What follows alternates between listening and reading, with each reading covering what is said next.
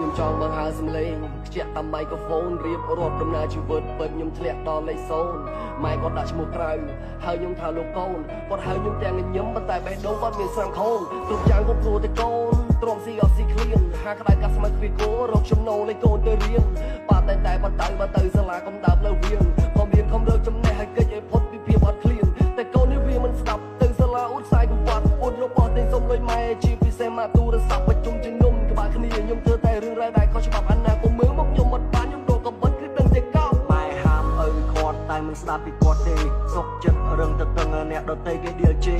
កុំយកពំគូតាមខ្ញុំវាគ្មានកំណើតទេរឿងទៅតឹងទៅទើសទៅតែខ្ញុំក្រោយបាត់ដៃនេះតទេគុំស្លាប់ដូចជាគួរត្រូវរស់ឲ្យដូចជាផ្កាយមានផ្លូវយើងត្រូវតែដើរទោះបីផ្លូវមួយនេះវាឆ្ងាយទោះជាផ្លូវមួយនេះមានចម្ងាយរាប់លានម៉ាយក៏ត្រូវតែបន្តកុំបំពុលដល់អ្នកម្ដាយ